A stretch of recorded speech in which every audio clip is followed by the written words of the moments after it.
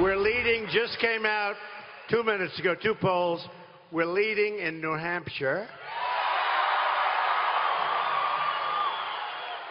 We're sort of leading all over the place. It's a great honor.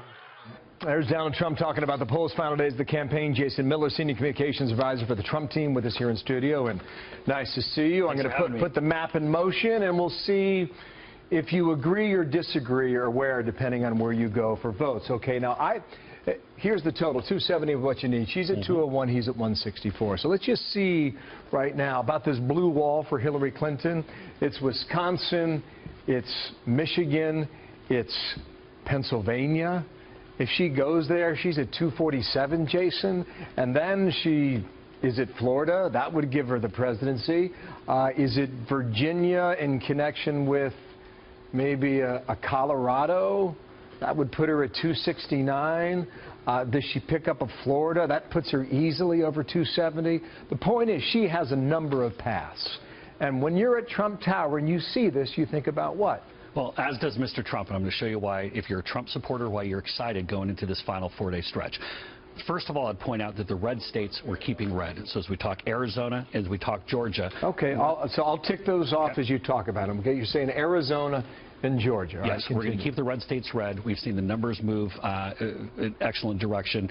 Early voting and absentees are looking very good. Mr. Trump's doing everything that he needs to in those states. So our primary pathways, we talk about how we're going to get there. Yeah. We talk about the key swing states of Florida, North Carolina, and Ohio. All right, let me just tick those, okay? So Ohio, Florida, and North Carolina. Yep. And right now, Jason, you're at 253. You're still behind. So the other state that I'd point to, and Mr. Trump really isn't getting enough credit as he should for this one, the state of Iowa, a state that's gone blue the last couple of cycles. But Mr. Trump, we're very confident. New polling out today showing that Mr. Trump is up by 3 points in Iowa. We feel very good about that. Okay, now you're at 259. The numbers. Where does your argument go next? The state of Nevada, where we're going to be back to this weekend. Early numbers look very good for Mr. Trump. We're ahead of the pace for where the ticket was 4 years ago. Internal polling, external polling, all looking good. Even when your rival networks had a poll out this week showing Mr. Trump ahead by 6 points in Nevada. Okay, well, you know, Democrats are bragging about Clark County, okay? Well, they feel really good in Nevada, but okay, I'll give that to you, and now you're at 265. Where else do you go? The state of Maine, which actually splits up their electoral votes based on the congressional district. We're confident that we're going to get the electoral vote coming out of Maine's 2nd congressional district. Which is in the north. Yep. So largely rural.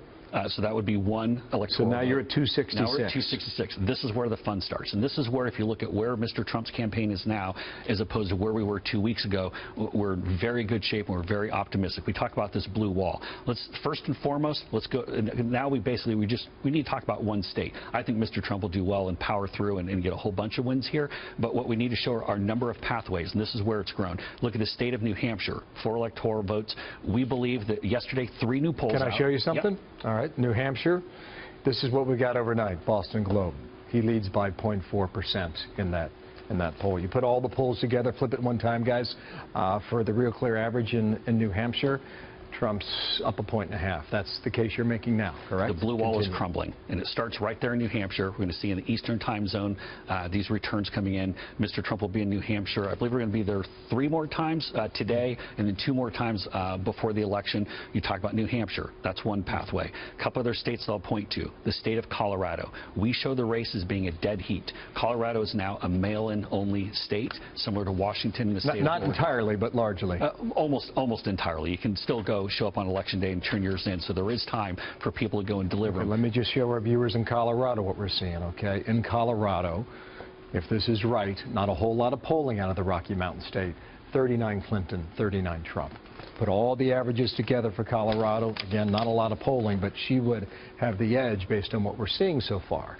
But just shy of 43%. But it's tight. We're showing it a dead heat race. In the top 10 counties in the state, of 7 out of those 10 counties, the Republican ballots return are higher than the average for the others, for Democrats and for independents. So we're seeing the growth there, especially over the past 4 or 5 days, ever since her bombshell scandal last week. Colorado's really picked up for ballots returned. Let me stay out west for one moment. Quickly. One other state, the state of New Mexico. This is a state that has solidly been described as being blue. We show it as us being slightly ahead.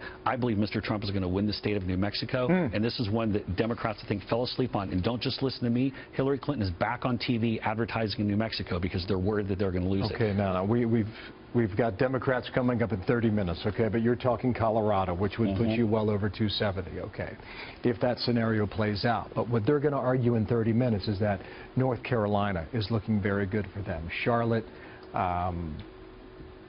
Raleigh, if you lose North Carolina, that's just one state now, Jason, you're back below the mark, even if we're giving you the edge in every argument you're making right now. Let me tell you why we're excited, because now that we have a number of different pathways. Look at the state of Pennsylvania, which is largely election day only voting. Mr. Trump will be there today. He'll be there 2 more times before the polls close on Tuesday. This is a state where, again, don't just listen to what we're saying. The fact that the Clintons are doing their election eve party with the Obamas, with everybody in Philadelphia, they're worried about the state of Pennsylvania. We believe that we can beat her in Pennsylvania on election day. And if we do that, even if your Democratic strategist coming on makes the case that maybe one of these states they can pick away, if Mr. Trump wins Pennsylvania, he's the president of the United States. You're in Manchester, New Hampshire on Monday night, the site of the first primary victory, and she has chosen Philly. Jason, thanks for coming in today. All right, thank you, From the Trump team, we'll see who's right. Thank you, Jason. Thank you. All right, Martha.